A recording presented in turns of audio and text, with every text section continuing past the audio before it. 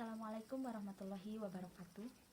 Alhamdulillahirabbil alamin wa bihi nasta'inu ala umuri dunya waddin wassalatu wassalamu ala asrofil anbiya'i wal mursalin wa ala alihi washabihi ajmain amma ba'du. Pertama-tama marilah kita panjatkan kehadirat Ilahi Robbi yang telah memberikan kita berbagai macam nikmat, yakni nikmat iman, nikmat Islam, nikmat sehat, nikmat panjang usia, dan nikmat yang sangat luar biasa di mana kita masih bisa menuntut ilmu dalam situasi dan kondisi apapun. Terlebih dahulu saya ingin memperkenalkan diri, nama saya Aditya, salah satu mahasiswi Institut Agama Islam Darussalam Ciamis yang sekarang menduduki semester 6. Tentunya saya tidak sendiri, saya bersama rekan saya Sita Rahmawati, di mana kami merupakan kelompok 4 dari mata kuliah Masailul Fiqhiyah Al-Hadisah 2. Kami akan menyampaikan materi tentang pajak dan zakat. Di antaranya yang pertama pengertian pajak, yang kedua pengertian zakat, yang ketiga perbedaan dan persamaan antara pajak dan zakat, yang keempat pendapat ulama tentang pajak dan zakat. Tentunya kita mulai. Yang pertama itu adalah pengertian pajak yang akan disampaikan oleh saya sendiri. Terlebih dahulu, Islam sebagai adin memiliki seperangkat aturan atau syariat yang mengatur tata cara hubungan antara manusia dengan al-khaliq atau ibadah dan hubungan antara sesama manusia dengan manusia ataupun muamalah dalam berbagai aspek, baik aspek ekonomi, politik, sosial, budaya, pertahanan, dan keamanan negara ataupun yang lainnya. Dalam bidang ekonomi, Al-Quran dan hadis mengatur bagaimana tata cara individu dan negara memperoleh pendapatan atau mawarid, sehingga terpenuhi berbagai kebutuhan seluruh umat manusia, baik kebutuhan pribadi maupun kebutuhan negara ataupun daulah. Yang pertama itu pengertian pajak. Pajak atau doribah merupakan salah satu bentuk muamalah dalam bidang ekonomi sebagai alat pemenuhan kebutuhan negara dan masyarakat untuk membiayai berbagai kebutuhan bersama. Nah, pakar ekonomi kontemporer mendefinisikan pajak sebagai kewajiban untuk membayar tunai yang ditentukan oleh pemerintah atau pejabat yang berwenang yang bersifat mengikat tanpa adanya imbalan tertentu. Ketentuan pemerintah ini sesuai dengan kemampuan si pemilik harta dan dialokasikan untuk mencukupi kebutuhan pangan secara umum dan untuk memenuhi tuntutan politik keuangan bagi pemerintah. Inayah 2003. Adapun unsur-unsur daripada pajak, yang pertama itu adalah pajak adalah membayar tunai, yang artinya seseorang membayarnya dengan uang tunai, tidak berupa barang ataupun benda lainnya. Yang kedua, pajak adalah kewajiban yang mengikat, artinya bahwa pajak adalah kewajiban yang dipungut dari setiap individu sebagai suatu keharusan wajib dibayar. Yang ketiga adalah pajak tidak ada imbalannya, artinya tidak ada syarat bagi wajib pajak untuk memperoleh imbalan atau fasilitas kesejahteraan. Jadi tidak ada hubungan antara membayar pajak dengan fasilitas yang diperoleh oleh wajib pajak dari pemerintah. Bahkan terkadang wajib pajak tidak mendapatkan pelayanan dari pemerintah. Dan yang keempat, pajak adalah kewajiban tuntutan politik untuk keuangan negara. Nah, di Indonesia macam-macam daripada pajak itu banyak sekali, diantaranya pajak penghasilan atau PPN, pajak bumi dan bangunan PBB, pajak pertambahan nilai PPN, ada juga pajak kendaraan baik itu motor ataupun mobil, pajak penghasilan, itu macam-macam yang tidak bisa disebutkan secara terperinci. Nah, yang kedua itu definisi daripada pajak. Secara etimologi, zakat memiliki arti berkembang, bertambah, banyak, dan berkah. Zakat juga bermakna mensucikan. Oleh karenanya, zakat dapat mensucikan jiwa dan harta bagi orang yang menunaikannya.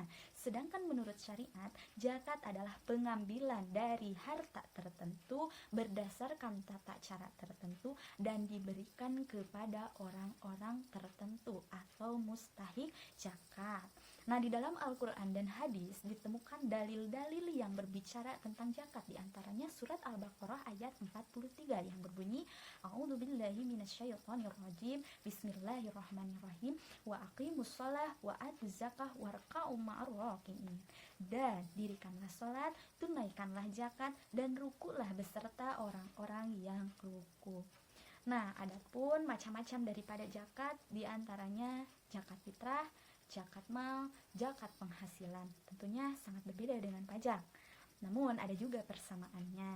Nah, untuk materi selanjutnya yaitu perbedaan dan persamaan pajak, juga pendapat ulama tentang pajak dan zakat yang akan disampaikan oleh Tesita. Silahkan. Bismillahirrahmanirrahim. Assalamualaikum warahmatullahi wabarakatuh. Perkenalkan, nama saya Sita Sania Rahmawati. Saya dari kelas PAI 6C, kelompok 4 Masail Fikih tentang pajak dan zakat. Melanjutkan dari saudari Teh Adetia, saya akan membahas tentang perbedaan dan persamaan pajak dan zakat.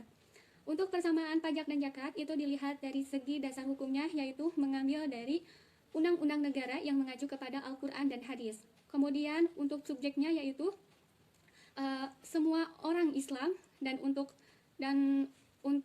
sifatnya yaitu kewajiban keagamaan.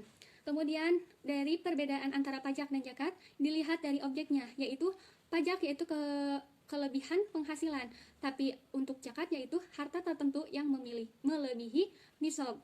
Kemudian dari segi syarat ijab qabul, pajak itu tidak perlu diisyaratkan, kalau untuk zakat itu tentu diisyaratkan. Kemudian masa berlakunya kewajiban yaitu untuk pajak tidak selamanya, jadi hanya bersifat sementara, sehingga hanya pada waktu darurat saja. Untuk zakat yaitu itu sepanjang hidup, meskipun tidak ada fakir dan miskin. Kemudian jumlah terutang untuk pajak itu maksimum sesuai yang ditetapkan, kalau zakat minimum yang sejumlah yang ditetapkan. Untuk penggunaan data, pajak pengeluaran negara selain mustahik zakat, berarti semua yang berada di negara tersebut. Kalau untuk zakat yaitu mustahik tertentu. Kemudian imbalannya yaitu untuk pajak tersedia barang dan jasa untuk masyarakat, sementara zakat yaitu pahala dari Allah Subhanahu wa Ta'ala. Kemudian tarifnya berdasarkan kalau pajak ditetapkan berdasarkan ijtihad ulama, tapi zakat berdasarkan Al-Quran dan hadis. Kemudian penentu kegunaan dana yaitu untuk pajak pemerintah dengan berdasarkan syariat, sementara zakat yaitu sesuai dengan asnaf yang 8. Kemudian penerima manfaat yaitu untuk pajak semua golongan, kalau zakat hanya orang-orang tertentu yang termasuk asnaf yang 8. Kemudian tujuan perolehannya itu berbeda. Untuk pajak untuk kepentingan kemaslahatan umat yang tidak terpenuhi dengan zakat, tapi kalau zakat yaitu untuk mencegah ketidakwajaran dan ketidakseimbangan distribusi kekayaan. Kalau untuk saat terutang yaitu untuk pajak saat diperoleh, kalau untuk zakat yaitu setelah 1 tahun, kecuali zakat pertanian. Yang terakhir yaitu fungsinya berbeda antara pajak dan zakat, yaitu untuk pajak yaitu solusi untuk kondisi darurat saja, namun untuk zakat yaitu ujian keimanan atas harta. Nah, itu adalah uraian dari perbedaan dan persamaan pajak dan zakat. Kemudian saya akan membahas lagi tentang pendapat ulama tentang pajak dan zakat. Jadi ada pendapat ulama tentang hubungan pajak dan zakat. Itu terbagi menjadi 4. Yang pertama yaitu zakat dan pajak adalah 2 kewajiban sekaligus terhadap agama dan negara. Ini dikemukakan oleh Dr. Yusuf Kordowi dalam kitabnya Fikih Al-Zakah. Jadi beliau memandang bahwa zakat dan pajak itu adalah kedua kewajiban yang sama-sama wajib atas diri kaum muslimin. Hanya saja pajak berlakunya untuk kondisi tertentu. Yang kedua yaitu zakat adalah kewajiban terhadap agama, dan pajak adalah kewajiban terhadap negara. Ini dikemukakan oleh Ghazi Inayah dalam kitabnya Al-Istiqhad Al-Islam Al-Zakah wa Ad-Doribah. Jadi menurut beliau, pendapat ini bahwa ada pemisahan kekuasaan antara Tuhan dengan raja, jadi atau kenegaraan seperti itu. Yang ketiga yaitu ada zakat, dan zakat adalah rohnya, sementara pajak adalah badannya. Kalau lebih ininya zakat itu seperti teorinya, nah kalau praktiknya yaitu dengan pajak. Ini dikemukakan oleh Dr. Andes Masdar F. Masudi dalam bukunya Reinterpretasi Pendayagunaan ZIS menuju efektivitas pemanfaatan zakat, infak, sedekah, dan buku lainnya, agama, keadilan, risalah zakat, pajak. Nah, itu. Kemudian yang terakhir, pajak tidak wajib, bahkan haram Ada yang mengatakan seperti itu. Pendapat ini dikemukakan antara lain oleh Dr. Hasan Turbi dan Sudan dalam bukunya Principle of Governance, Freedom and Responsibility in Islam. Pendapat ini dilandasi oleh kekhawatiran ulama jika pajak dibolehkan, maka akan menjadi alat penindasan rakyat oleh penguasa. Nah, itu pembahasan ada 4 uraian tentang pendapat ulama tentang pajak dan zakat. Ada yang membolehkan, bahkan ada yang mengharamkannya. Itu berdasarkan pendapat-pendapat ulama. Sekian yang dapat saya sampaikan, semoga bermanfaat. Mohon maaf atas segala kesalahan. Saya akhiri, wabillahi taufiq wal hidayah. Wassalamualaikum warahmatullahi wabarakatuh.